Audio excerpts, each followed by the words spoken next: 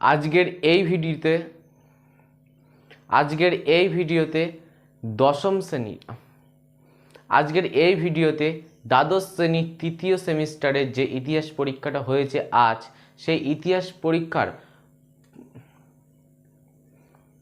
আজকে এই ভিডিওতে দ্বাদশ শ্রেণীর তৃতীয় সেমিস্টারের যে ইতিহাস পরীক্ষা হয়েছে আজ, সেই ইতিহাস পরীক্ষার তোমাদের প্রশ্নপত্র সমাধান করে দেখাবো আজকের এই ভিডিওতে। শুধু চ্যানেল নতুন হয়ে থাকলে অবশ্যই কিন্তু চ্যানেলটা সাবস্ক্রাইব করে দিও। তা চলো তোমাদের ইতিহাস প্রশ্নপত্র আমি সমাধান করে দিচ্ছি। চ্যানেল নতুন হয়ে থাকলে অবশ্যই একটু সাবস্ক্রাইব করে দিও। চলো তাহলে প্রশ্নের উত্তরগুলো বলে দিচ্ছি। প্রথম প্রশ্ন, প্রথম স্বদেশি জাহাজ কোম্পানি প্রতিষ্ঠা করে চিত্তাস্বরম পিল্লাই। তারপরে 2 দাগের প্রশ্ন, অবশিল্পায়নের প্রধান কারণ ছিল বৈষম্যমূলক শুল্ক নীতি। তারপর 3 দাগ, ডুরান্ট লাইন হলো ভারত আফগানিস্তান সীমান্তরেখা। আর ইউরোপের ককপিট বলা হয় নেদারল্যান্ডকে। তারপরে ইন্দোনেশিয়া কোন ইউরোপীয় দেশের উপনিবেশ ছিল? এটা হবে হল্যান্ড। তারপরে বিজয়নগর রাজ্য ছিল শৃঙ্খলাবদ্ধ ও সমৃদ্ধ। মন্তব্যটি করেন জে.বি. তাভানিয়ের। তারপরে 9 দাগ, এখানে তোমাদের হবে সি দাগের যে সঠিক উত্তর অপশান আছে, এখানে সি দাগের উত্তরটা হবে সঠিক। তারপরে অপশান। তারপরে তোমাদের নেক্সট প্রশ্ন 10 দাগ, 6 ভয়েজেস গ্রন্থটি কে রচনা করে? এটা হবে বার্নিয়ের। তারপরে 11 দাগ, অবাধ বাণিজ্য নীতির প্রবক্তা হলেন অ্যাডাম স্মিথ।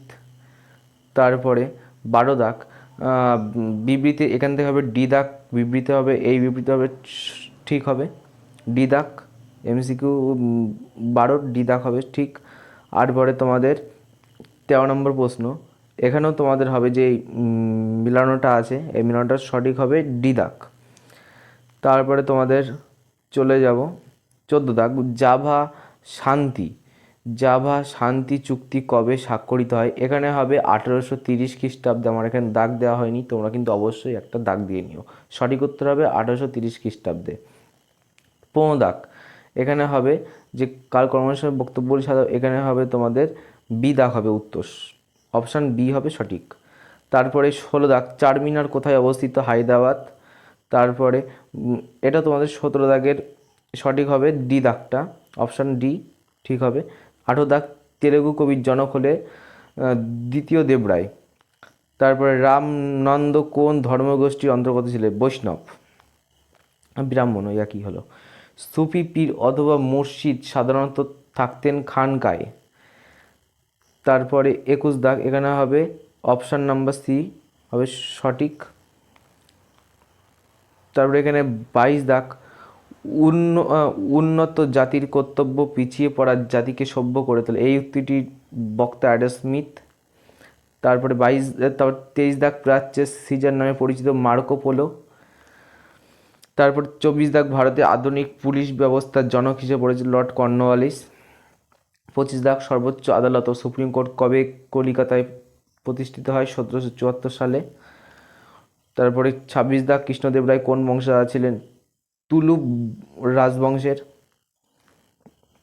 আবার 27 দাগ, দক্ষিণ ভারতের আগ্রার নামে পরিচিত গুলবর্গা।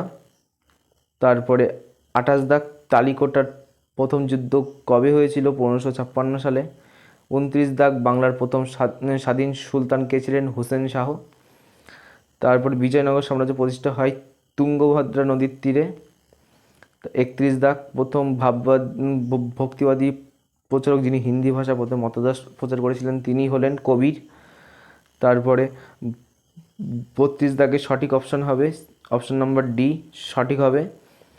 তারপরে 33 দাগ, গুল কা লঙ্গর প্রতিষ্ঠা করেন নানক। 34 দাগ, কোন সঙ্গীতের বিকাশে সুফিদের অবদান অবিস্মরণীয়? এটা হবে কীর্তন। তারপরে 35 দাগ, কার স্মৃতিতে রক্ষার্থে কুতুব মিনার নির্মিত হয়েছিল? কুতুবউদ্দিন বখতিয়ার কাকির নেতৃত্বে কুতুব মিনার নির্মিত হয়েছিল।